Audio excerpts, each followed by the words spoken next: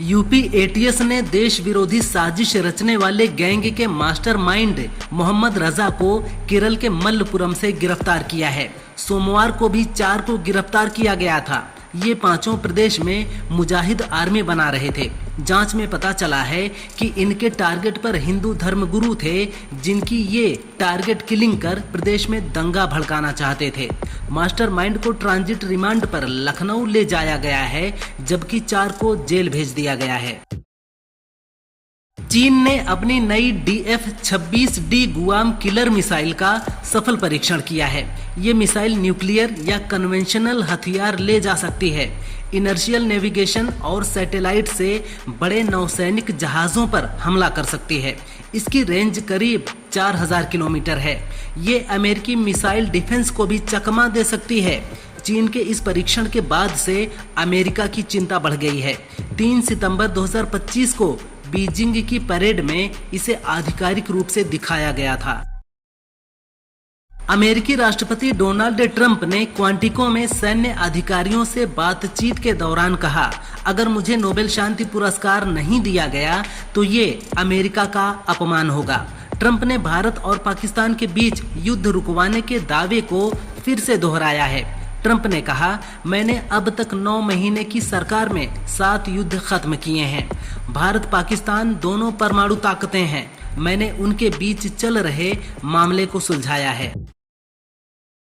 2023 में भारत में उग्रवाद, आतंकवाद और विद्रोही हिंसा में उल्लेखनीय कमी देखी गई। NCRB की रिपोर्ट के अनुसार 2022 में ऐसे 446 मामले दर्ज हुए थे, जो 2023 में घटकर 163 रह गए, यानी लगभग 63% की कमी। जिहादी आतंकी हमलों में 87% की गिरावट दर्ज की गई। उत्तर पूर्व में उग्रवादी हिंसा के मामले भी 2022 के 26 से घटकर 10 हो गए। हालांकि इस दौरान शहीद हुए पुलिस और सैन्य कर्मियों की संख्या में 50% की वृद्धि हुई है। अमेरिकी राष्ट्रपति डोनाल्ड ट्रंप ने गाजा युद्ध समाप्त करने के लिए 20 सूत्रीय शांति योजना की घोषणा की, जिसे इजराइल ने स्वीकार किया है। भारत ने भी इसका स्वागत किया है।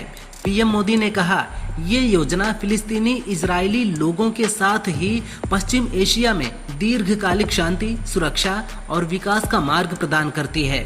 आशा है कि सभी पक्ष ट्रंप की पहल का समर्थन करेंगे और संघर्ष समाप्त करने में एकजुट होंगे। अमेरिकी राष्ट्रपति डोनाल्ड ट्रंप की फेडरल कर्मचारियों की संख्या कम करने की मुहिम यानी बाय आउट के तहत इसी सप्ताह करीब 1.5 लाख से ज्यादा कर्मचारी इस्तीफा देंगे। इसे अमेरिकी इतिहास में सबसे बड़ा इस्तीफा बताया जा रहा है। दरअसल ट्रंप ने सरकारी खर्चे में कटौती के लिए बाय आउट मुहिम शुरू की है। इसके तहत कर्मचारियों पर इस्तीफा देने का दबाव बनाया गया था। स्वेच्छा से इस्तीफा देने पर करीब 8 महीने की सैलरी मिलती है। 2018 के बाद पहली बार अमेरिका में सरकारी शटडाउन हुआ है, जो इतिहास में 22वां है।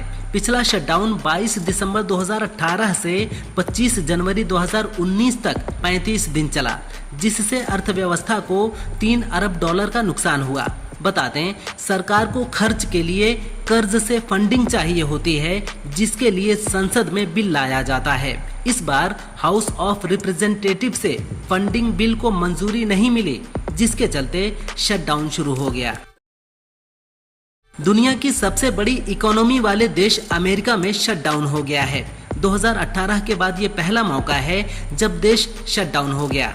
शटडाउन से अमेरिका की सरकार को अपने कर्मचारियों को सैलरी देने के लिए पैसा नहीं मिलेगा। साथ ही दूसरे खर्चों पर भी रोक लग जाएगी। 20 लाख से ज्यादा सरकारी कर्मचारियों को जबरन छुट्टी पर भेज दिया जाएगा। कई संस्थान अस्थायी रूप से बंद कर दिए जाएंगे। वायुसेना उप प्रमुख एयर मार्शल अवधेश कुमार भारती ने एयरोटेक इंडिया कार्यक्रम में कहा कि भविष्य के युद्ध जीतने के लिए भारत को आत्मनिर्भर बनना होगा। उन्होंने स्वदेशी परियोजनाओं पर जोर देते हुए बताया कि केवल ताकतवर होना पर्याप्त नहीं है। भारत को सुरक्षित चिप, उन्नत कम्युनिकेशन सिस्टम, हाइपरसोनिक मिसाइल और अंतरिक्ष उपकरणों में क्षमता विकसित करनी होगी। आरएसएस के 100 साल पूरे होने के मौके पर दिल्ली में पीएम मोदी ने विशेष रूप से डिजाइन किया गया स्मारक डाक टिकट और सिक्का जारी किया। इस दौरान उन्होंने कहा, सिक्के पर एक तरफ राष्ट्रीय चिन्ह है, दूसरी तरफ सिंह पर विराजमान भारत माता की छवि और संघ के कार्यकर्ता दिखाई देते हैं। ऐसा भारतीय मुद्रा पर भारत माता की छवि स्वतंत्र भारत के इतिहास में पहली बार हुआ है।